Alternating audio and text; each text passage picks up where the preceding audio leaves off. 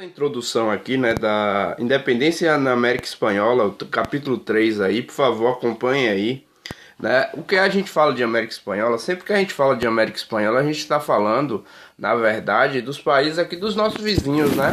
Da Argentina, Uruguai, Paraguai, né, Venezuela, Peru, Colômbia, todos esses países vizinhos aqui nossos da América Espanhola que falam espanhol, faziam parte, né, eram colônias da Espanha e foram se dividindo, foram se tornando independentes de cada região e cada região dessa aí se tornou um país diferente, né? Beleza? Então vamos lá, né? Ó, a independência dos Estados Unidos, página 82, viu? Acompanha aí. A independência dos Estados Unidos representou uma quebra nas relações tradicionais entre metrópole e colônia e trouxe a proposta de um novo tipo de governo para o continente americano, a República. Ou seja, os Estados Unidos é o primeiro país na América a se tornar independente, né? E o segundo a gente viu que foi o Haiti, né? Então a gente está seguindo essa ordem aí. E os terceiros e assim por diante, no século XIX, né, a maior parte dessas independências será no século XIX. Os Estados Unidos foi no final do século XVIII, o Haiti já foi no século XIX, 1804, e a maioria dos países ali da América Espanhola também vão se tornar independentes no século XIX, né? O Brasil também se torna independente, declara sua independência no século XIX, 1822, né?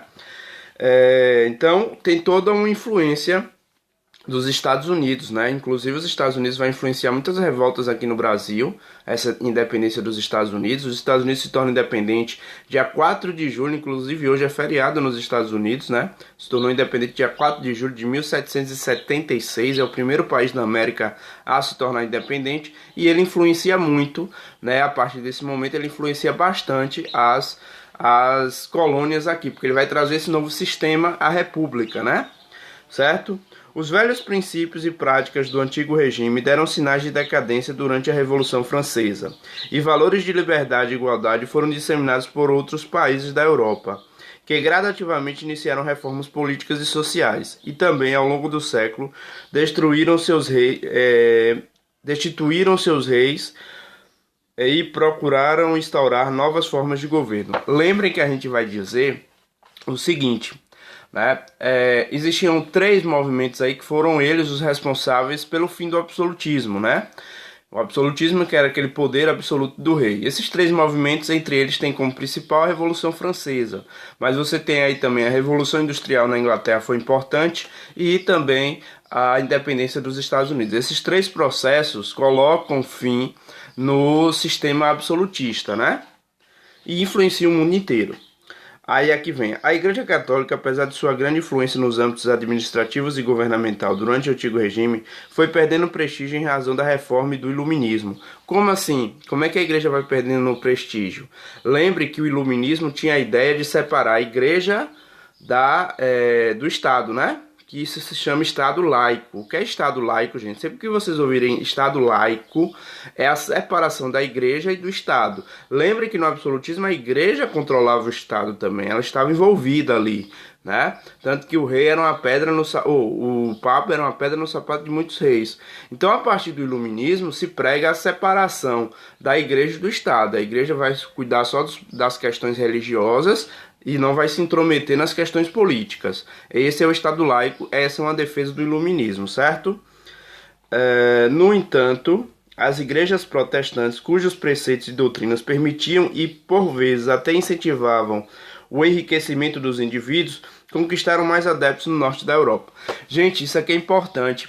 Ele está falando principalmente de que religião protestante? Ele está falando principalmente do calvinismo, né? Que na Inglaterra se chamava puritanismo, que na França se chamava huguenotes, que na Escócia se chamava presbiterianos, né? Essa religião, ela pregava que o enriquecimento e o lucro era divino, ao contrário da Igreja Católica, que pregava que esse lucro era castigo, era usura, era pecado, né? Lembrem disso. Na América Latina, o reflexo desses acontecimentos na Europa, somado ao descontentamento, à violência, à alta carga tributária e à opressão acumuladas em 3 séculos de ocupação espanhola, nas elites locais surgiu o desejo de se tornarem independentes da metrópole. Após a invasão da Espanha pelas tropas de Napoleão, a América Espanhola encontrou a oportunidade ideal para iniciar levantes contra a coroa. Gente, esse ponto é importante. Napoleão, a gente já viu a era napoleônica, né? Napoleão, ele vai, como é que eu posso dizer? Ele vai invadir vários países ali na Europa, inclusive a Espanha. Porque como a França era inimiga da Inglaterra e a Espanha era parceira da Inglaterra, então Napoleão invade a Espanha.